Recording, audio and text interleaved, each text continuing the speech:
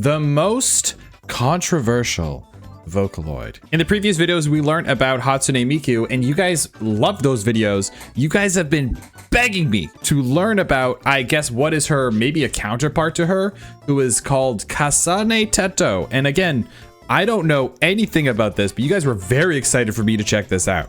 So let's get into it. So Vocaloids, they seem to have got a lot more attention this past decade, with the main source of said attention mainly coming from the most popular Vocaloid. Yes, believe it or not, there are other Vocaloids, like a lot, and there used to be more, but some of them have actually become lost media due to the fact that they aren't supported anymore. So they've kind of been left to die or experience something similar to the singular Hexbug fan that still exists, where they are basically the only one keeping the memory of said product alive even after it's been forgotten and even renamed. But as I was saying, people mostly associate the name Vocaloid with a singular blue-haired, leek-wielding cultural Hatsune Miku. Okay, we know that now. Okay, so yeah, I didn't realize there's so many. Look at all these. I bet there's people out there that could name every single one of these.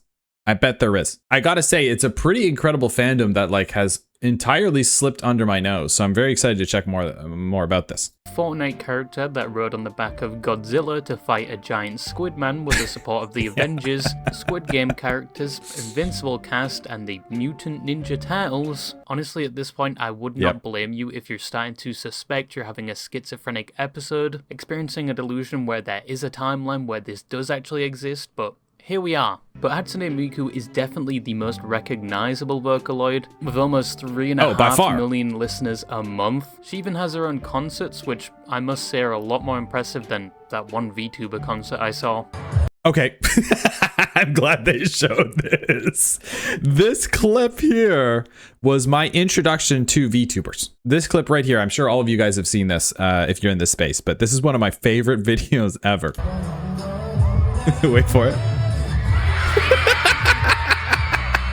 She's had a successful legacy in media and the internet in general since her conception in 2007, and some of you that have probably started developing crow's feet may even remember when every Nightcore song back in the day would always have a picture of Miku present for some reason. Yes, this is another genre I wasn't super aware about, but I did hear about it when I was younger. Nightcore. It was always like kind of like anime style vocals, but it was like really sped up and in a higher pitch, and the bass was always like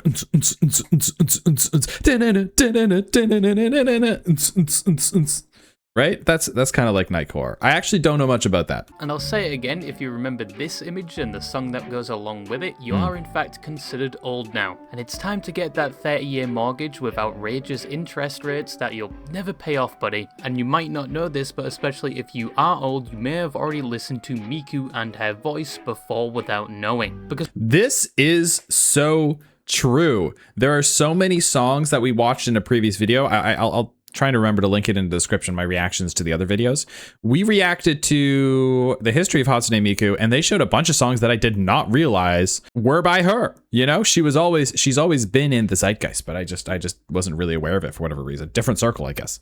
I was just playing Halo. So if you've ever seen the very old meme Nyanka, Miku was behind the original version of the song used. Oh, copyright. Nope. Okay, this song is heavily copyrighted. Skipping forward. Sorry. Due to the introduction of Hatsune Miku and the music that followed. However, with all that said, what is a Vocaloid? Well, to keep it brief, Vocaloids are the product of the Vocaloid software created by... Wait, I can answer this question. Vocaloids are the product of the Vocaloid software created by Yamaha, and then they were bought by something else or something, and then they added a couple of voices, right? And then people started producing with those voices. And then there was like guys and girls. And then those didn't sell very well. And then they used a cute anime girl. And sales went absolutely balls to the wall bajonkers. And then Hatsune Miku was born.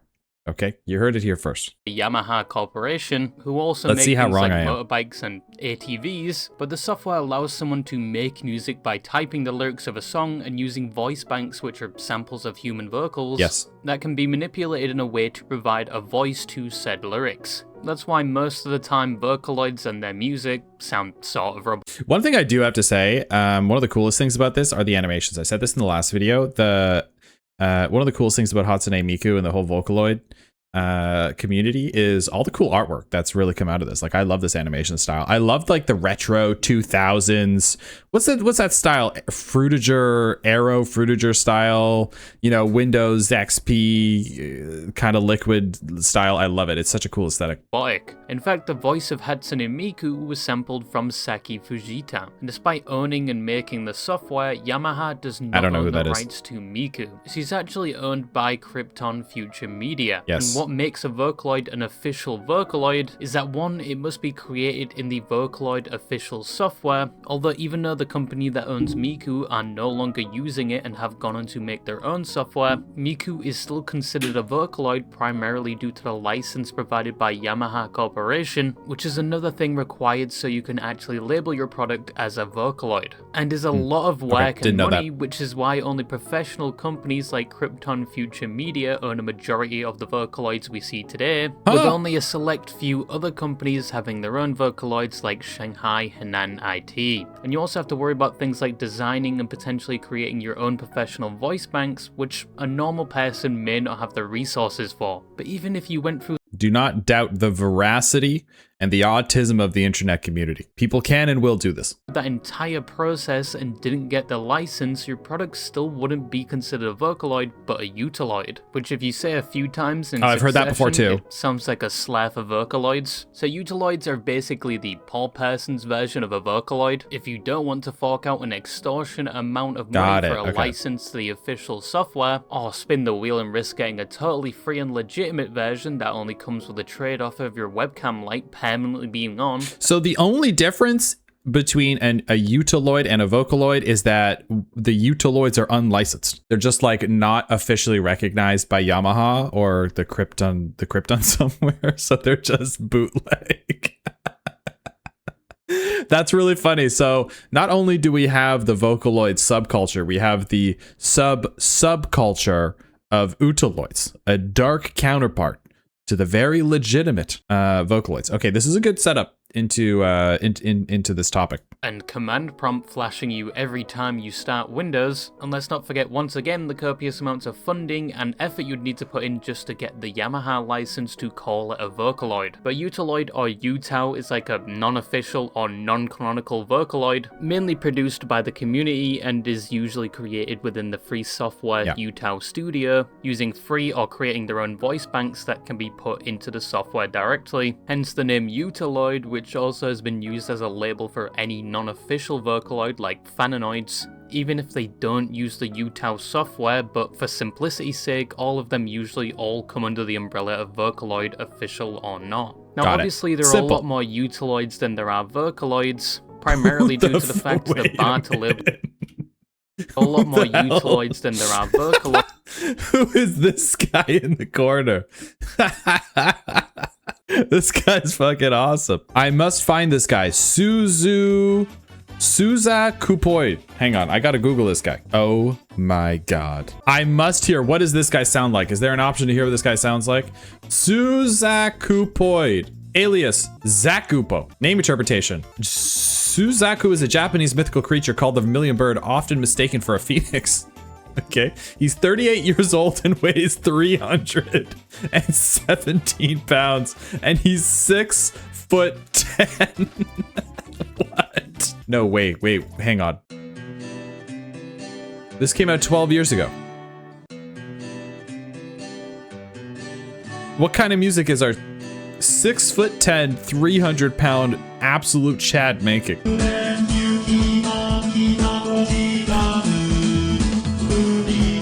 Yeah. Okay. All right. That was awesome. Thank you for that. Sorry. Thank you for letting me indulge in that. Hey, if you're enjoying the video so far, make sure to subscribe. Apparently, when I say subscribe, the subscribe button lights up down there, enticing you to subscribe more. So subscribe, okay? Subscribe. Anyway, whatever. You don't have to. I don't care. Just enjoy the video, okay? We're having fun today. Utiloids, primarily due to the fact the bar to label your product a Utiloid is a lot lower than the requirements for a Vocaloid. And once again, Utiloids are community made, and usually all you need to create a Utiloid is a visual design, software, and a voice bank. But Utiloids have existed around about just as long as Vocaloids, and some are even on the same level or just as popular as their official counterparts. That's crazy, With key okay. examples being Defoko, made in 2008, Momo Momon, also made in 2008, Renri Yamin, released initially in 2014, Cute. there's also Neru, released in 2007, but they are considered a derivative, not an official Vocaloid or Utiloid, because she doesn't have her own voice bank, and she was heavily based off Miku, with her nickname actually being Yellow Miku. And Got it. So she's like an Espy. Is that the correct thing? Like an alternate universe version of that character, perchance. The most popular, and who this video is about, is Kasane Teto, or just Teto as she's usually known. Here we go. Who in the community is mostly respected and regarded as an official Vocaloid, despite officially not being one. And currently she has a fan base that almost rivals Hatsune Miku herself. And even more recently, I had no clue about Teto this. has become increasingly popular due to her involvement in multiple memes and shitposts. Oh. Man, I'm gonna break my monitor, I swear. Especially those that could be seen as controversial, to say the least. What? I've not been seen any of seeing these. on my Instagram reels. Do you think it was very fucking cool? Yes, I do.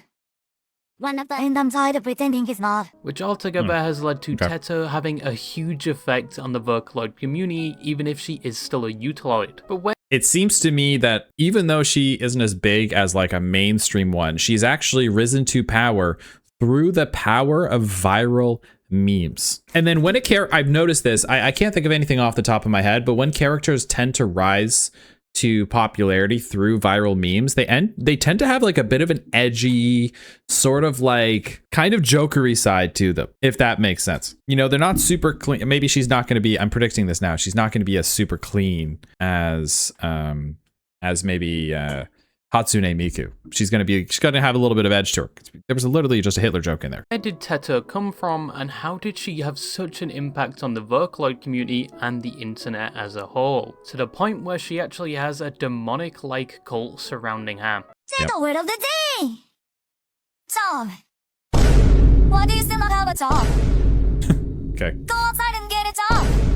So the story of how Teto came Sorry, to jump be scare. is Didn't mean to kind scare of you a guys. funny one, as she was originally created in 2008 by the users of a Japanese forum page called 2channel. That's almost 20 years ago, by the way.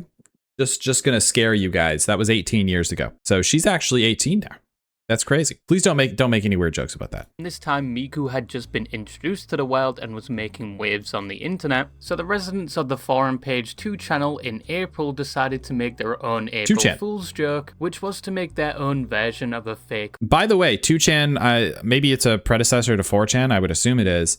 I know literally nothing about 4chan. I grew up kind of internet adjacent, and I was very aware of 4chan growing up as a kid, going through high school.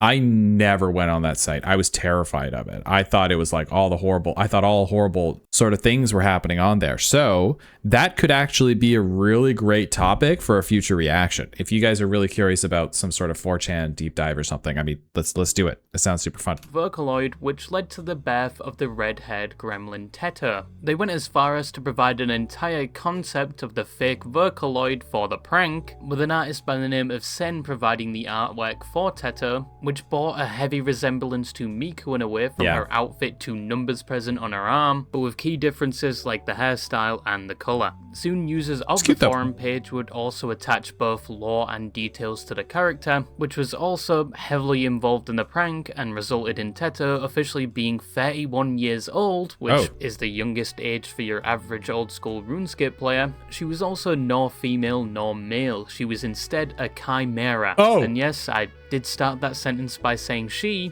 because most just refer to her as female because of her character design. But also, unlike Miku, instead of being obsessed with leeks, she was obsessed with bread, mostly baguettes. Okay, to be fair, bread, way more interesting, way more delicious than a leek. You know what? That's not fair. In the summer, bit of a tangent, great recipe for outside. Get a little bit of like, you know, you can make like a Japanese barbecue sauce or something. On a skewer, stick some leek on a skewer with some chicken thigh, throw that over the charcoal. Oh my God. It is absolutely delicious. And I like a good leek soup.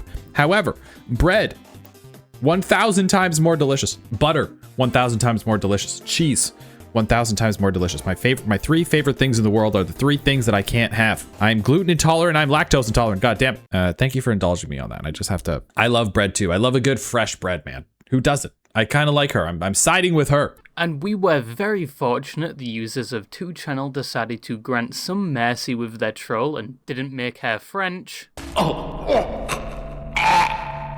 French! They also provided her personality, which was apparently a tsundere, and that she dislikes people that think her pigtails are drills. Tsundere is a personality type where they act mean and like kind of guarded and a little rude, right? But they're actually really soft and sweet on the inside. I can't think of an anime character like that. I don't know who like what Bisky. I'm just going to Bisky from Hunter x Hunter. Is she tsundere? Tsundere? And to tie the ribbon on their April Fool's joke, they made a whole website dedicated to the bit that appeared like an official page announcing the debut of this new Vocaloid Teto. The online prank did succeed. A lot of people thought there was actually going to be another Vocaloid, and some That's really even funny. became highly interested in this character even after they found out it was a joke. This sort of early internet shenanigans is so 2005 coded, isn't it?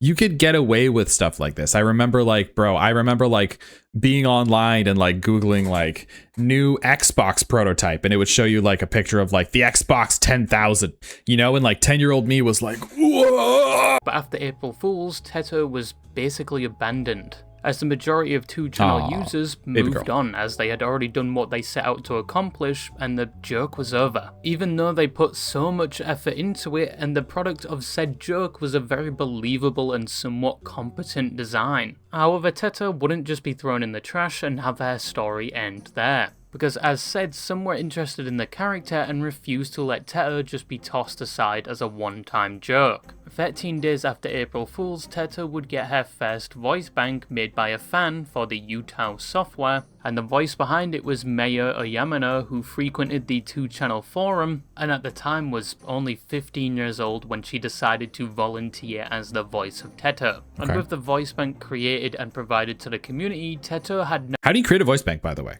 I'm curious about that. That sounds like it. They're making it sound like it's a big issue. And back in the day, this is 2000, mid 2000s, 2010. I guess the technology is not really like super advanced as it is nowadays, so that would be quite difficult. Do you just speak into? Maybe you just speak every word in the world? Or, maybe you just say like vocals. Maybe you just speak like vowels and different sounds and stuff. There's probably a proper way to do it. Like you say sh, t, l, b, and then they put each one of those into separate files. And then if you type in the word hospital, it'll take the ha, sp, ital, and then it goes hospital, right? Maybe it's like that. See? now evolved from a joke to an official Utiloid, and soon after the first song would be made with her voice bank called Fake Diva, which used both Teto's and Miku's voice bank to make the song. And this song saw a decent amount of attention, with each re-upload at least getting over 100,000 views. And within 6 months of her release, there were hundreds of a lot of views for back in the day made about her on the site Nico Nico, which is a Japanese video sharing website like YouTube, and people began using her voice bank to create their own music or create covers of existing songs with it. In fact, Teto received so much attention that eventually a fan-founded management group called Twin Drill was made specifically to manage the intellectual property that is Teto. And within said group, it included the 2channel users that provided the voice and art for her April release. She would then in 2009 receive an update to her voice bank, upgrading the quality of her voice where it previously sounded like this. And it was now upgraded to this.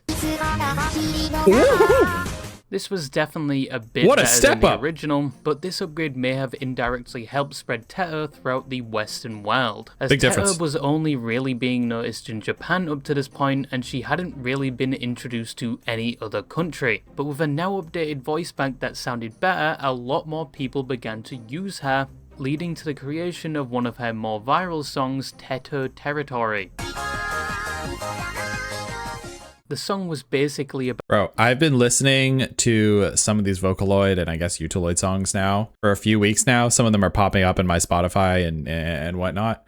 Dude, doing a workout when one of those songs comes on fills you with a strength that I have never been able to summon in my life. I don't know how to describe it. It is beyond science.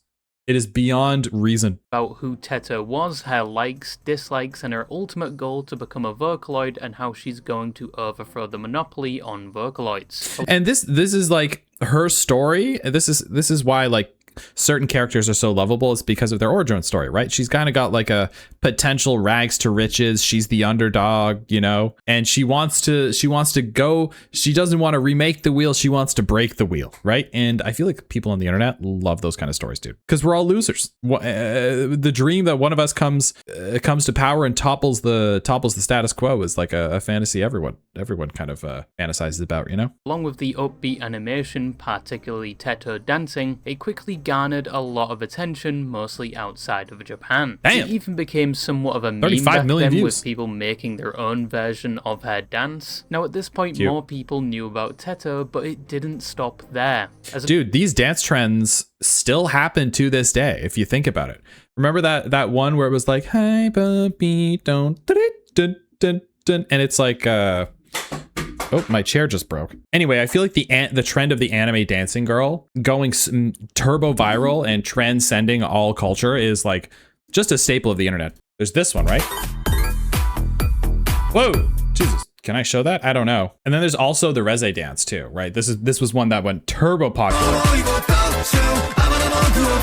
I can't show that too much, or else I'm going to get copyright struck. But it's such a staple of the internet. Another fan would make the song Fukureta in 2010, which also got a lot of attention. Jeez, these and are for these some are reason pumping out also views. became 18 million is nostalgia bait for crazy. most people alive in the 2010s. And like its predecessor, it also found its way into internet culture at the time. Gradually over the years, Teto would continue to grow influence, and with the release of even more fan-made music and her previous success on the internet, it was almost impossible to ignore the influence Teto was gathering. She wasn't on the same level as Miku at that time, but she was present. And this led to her in 2014 being finally officially noticed by Krypton Future Media, and they would involve her in an official Vocaloid project. Cool. It was just that in said project, she was kind of there in the background. Hey, that's my shoulder. She was added as a DLC in the game Hatsune Miku. You know what? That's better than nothing, Diva, but she was just a playable character. She had no voice lines and her voice bank was not used at all. But at least she finally received some form of official recognition. However, past 2014, Teto would struggle a little, as would most Vocaloids. This was known as the Great Stagnation Era, we learned about or this as too. it's alternatively known within the community, the Dry Period. Yes. This is where Vocaloids in general no longer saw the same growth they were experiencing in previous years. Bro, Hatsune Miku right now is coming back hard, dude. Like World Cup brought her back big time. She was in Fortnite. She was in a bunch of other collabs. I'm like shocked, man. That's this stuff happening. All this recent resurgence of it is what has led me to learn about it in the first place and like react to this kind of stuff. It's crazy how she's blown up again. It was kind of the same thing Minecraft faced from 2014 to 2017, but this was primarily due to factors like a lot of influential Vocaloid content creators in the space going on to other adventures outside the Vocaloid community. I did learn, some of you guys told me in the comments that a Vocaloid producer actually made one of the Chainsaw Man intros, right?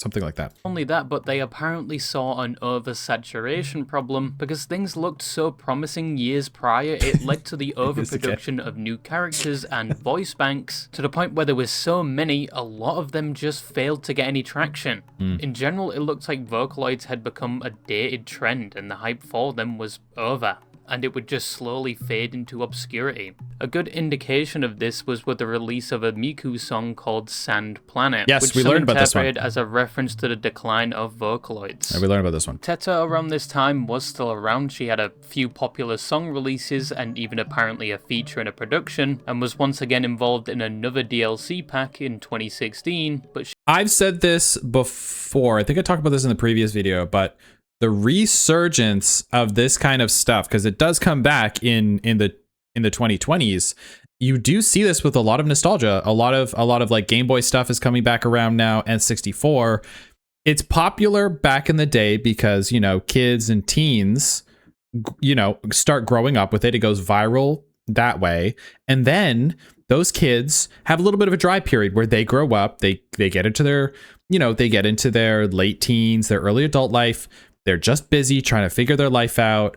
They don't want to associate themselves with the things that define them as a child. They're a man or a woman or whatever they want to identify themselves as now, a grown adult. And so these things fall out of favor. They fall out of fashion for a while. But then something happens when you turn 28, 29, maybe even 30, where you realize that you've lost a little bit of your childhood and that you want to reconnect with yourself and you want to embrace those things that made you originally happy, because they didn't make you happy because you were a kid and it was a kid thing.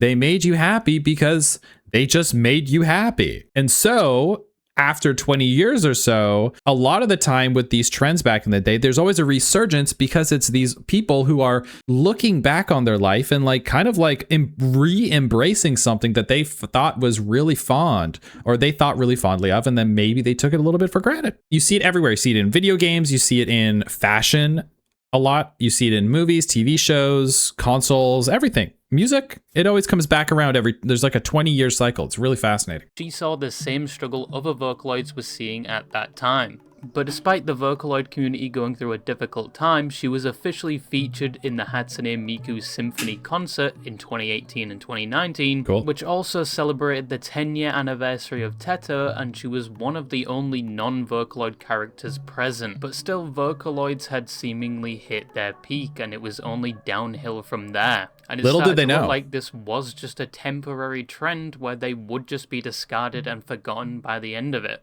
Well, it may have been like that if the second golden age of Vocaloids didn't come about. As in late 2019 to early 2020, perhaps due to the release of things like multiple Vocaloid-themed games and the rise of short-form content platforms like TikTok, the community began to pick up again and create more Vocaloid content, with specific creators like Pino, Deco, Giga, and Maretu being popular examples. This introduced more Did that guy have people to 1.3 million both Miku subscribers? and Holy. Vocaloids once again, and content started rolling out. But Teto wouldn't share that spotlight till a bit later on, as her voice bank at this point was very old. It did receive some upgrades here and there, but overall it was quite dated compared to other voice banks and Vocaloids. She wasn't completely discarded, she was used here and there, but she was slowly being forgotten. Until in 2023, where she would receive a professional update to her voice bank as an addition to the Synthesizer Studio, which also came with an update to her appearance.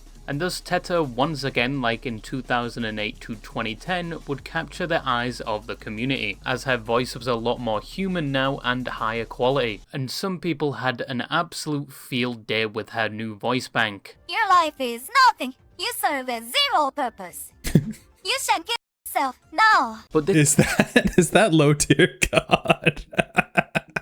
This improvement resulted in her being heavily used with popular songs like Override and more recently Mesmerizer, which was a combination between Teto and Miku and reached over 180 million. I think I saw this one. I think this was maybe one of the first times I saw Teta.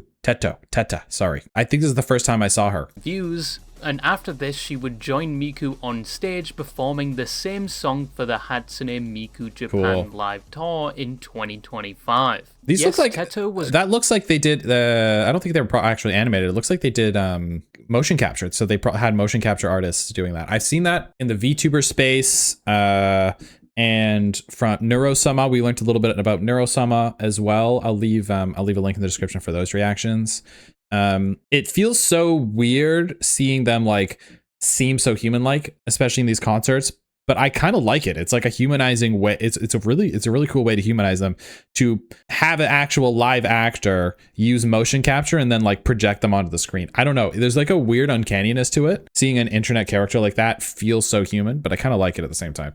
It's weird. Created as an April Fool's joke towards Vocaloids in 2008 and was completely community made and then somewhat discarded after the joke was over, but in the current day is now currently somewhat on the same level as the face of Vocaloids, That's crazy. Kasane Miku. She has rightfully earned the name Diva born from a hoax.